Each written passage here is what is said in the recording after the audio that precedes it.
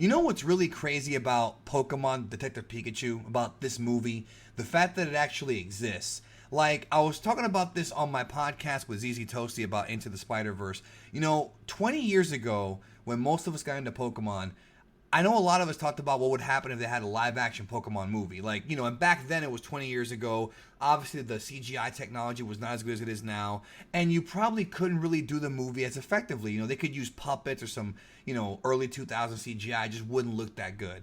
But here we have in 2019 Detective Pikachu, Pokemon Detective Pikachu, a movie that's not only a live action Pokemon movie, but it's also a film that is such a unique premise because it's not like a traditional Pokemon movie where you have like somebody who's a wannabe Ash Ketchum trying to be the best Pokemon trainer. No, that's not what this story's about at all. What makes this movie different is because it's a different kind of story, but it's still set in this fantasy sort of hybrid Roger Rabbit world where human beings live amongst Pokemon. Now, obviously, in the Pokemon games, that's how the world is, right? Human beings live amongst the Pokemon creatures. But here, it's our world. And essentially, Justice Smith is the main character. Tim is his name. And his whole story is he's kind of an amateur, semi-retired Pokemon trainer, and he's trying to find his dad. That's the premise of this film. And Justice Smith as an actor is pretty decent. There's one scene I felt where he got emotional that I thought was a little too overacted. I didn't buy that performance, but he was fine for what he was. But the point is that he's not a character who is trying to be the greatest that there ever was, the very best like no one ever was, right? That's not his gimmick at all. But what's great about the movie is that adds heart to the character, and that's what made it a fun film. Detective Pikachu was a fun movie. The human side of things was not too interesting in my opinion. I thought it was a little whatever kind of.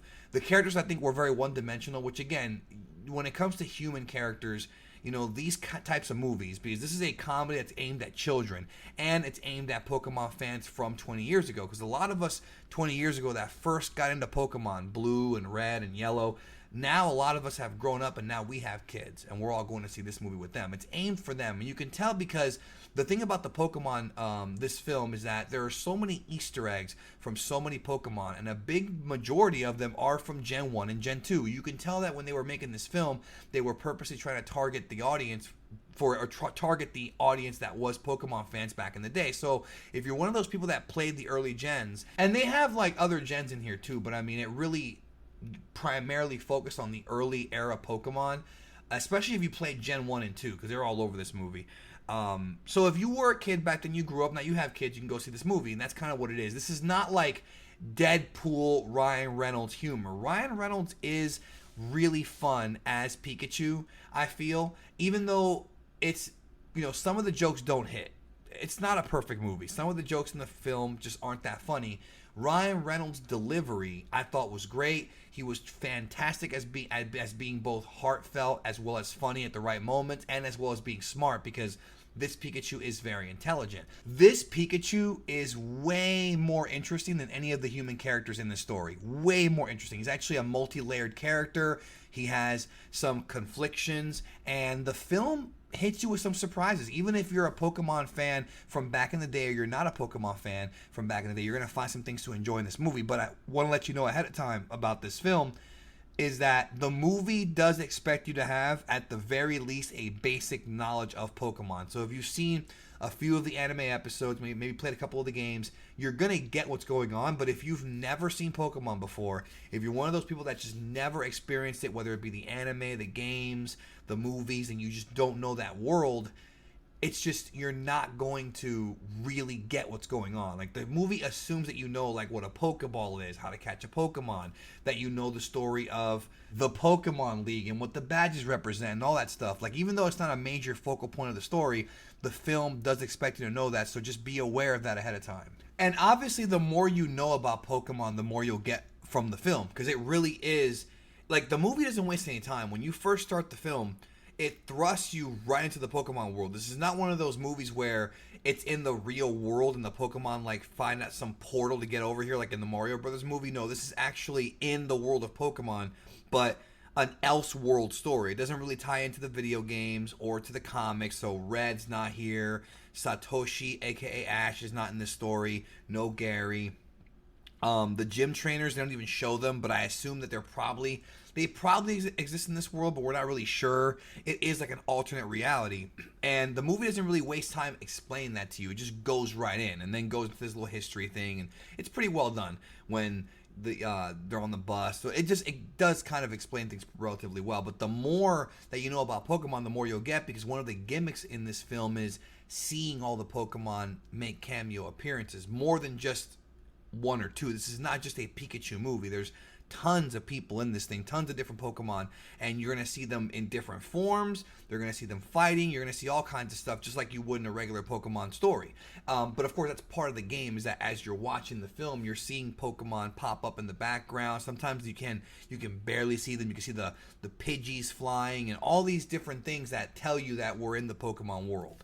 You know, it does really create this great world, and even though the film has a conclusive ending, I could totally see them coming back and making sequels, because they've created this sort of real life Pokemon world now, and it looks so much better than anything in that Sonic trailer. I mean, this actually looks like it respects the source material, and I feel like it does, because there's little Easter eggs all over the film. There's Pokemon cards. There's, like I said, there's little stickers. Like, it's almost like in the world. Like, in this world, people are cosplaying as Pokemon, so they're Pokemon fans, but they're living amongst the Pokemon. And as I'm watching the film, I kept telling myself, man, I wish I lived in that world. I wish, like, even though living in a world with Pokemon is dangerous, because you've got, like, giant dragons running around, and, I don't know if I want to live in a world with Team Rocket and nonsense like that, even though there's probably is a real life Team Rocket somewhere out there, not to get conspiracy on you or anything, but there's probably somebody similar to that out there in the real world. But living in the Pokemon world, you've got Charizard and all these scary, Mewtwo, of course, scary beings. But the movie just makes it like it's a fun time to live in that world. Like, they did a great job of making you want to live in that world and quickly immersing you in it. It's not a perfect movie. The jokes don't always hit. Like I said, there's a few really funny ones, but as a fan of Pokemon, even if you're not a hardcore fan, because there's only a couple of really deep cuts in the film, there's only a couple of things that really you have to know what you're talking about, but everyone knows that Magikarp becomes Gyarados. We see it happen in the film. Pikachu even says, I told you that Magikarp, aren't bad or whatever, something like that. Like, in the film, they throw tons of stuff from the games and from the lore. And of course, if you don't know that stuff, it's fine. But the more you know, the more you are rewarded. That's how this film actually works. So as a Pokemon fan, you probably should go out and see this film. Not to mention the main character, although the performance is, like I said earlier in the review, it's a little hit or miss. He's way more likable than Ash is. And like I say, he's not really out there trying to be the best Pokemon trainer. That's not his goal at all. It's all about his family connection. But it's still, he's more likable. He doesn't make dumb decisions like Ash would in the anime, and he's just a better protagonist. But I wonder if they do a sequel, if he'll even be in it, because his story gets wrapped up pretty well in the end. I'm not going to go into any spoilers here. So, and one thing about this movie, and I mentioned this a little bit earlier, is that it is a bit predictable. Like, the villains are very one-dimensional. You can see who's really a villain and who's not early in the film. It's really predictable. Like, it really is kind of what happens in the film and who is what. The human characters were just really one-dimensional. Like I said, the Pokemon, and most of them didn't even speak, like, English, with the exception of, obviously Pikachu by Ryan Reynolds. But, like, the other Pokemon, like Torterra, Greninja, these Pokemon have so much charisma, and most of them don't even speak. And that's the great thing about it, is that they are so much more interesting than having a human there, that you could almost make a movie with just Pokemon and no humans. Even though you kind of have to have the humans to be trainers, it's just a different world, and it's a different look. And I never thought they would ever make this movie. Cinematography-wise, set-piece-wise, I think it looks great. I think the special effects are great. The Pokemon all look authentic and real. Like I said, you could not make this movie 20 years ago when Pokemon was at its peak. You just couldn't do it. It just... The tech wasn't there. But now, in this film, it looks great. Dan Hernandez wrote the screenplay. It was directed by Rob Letterman.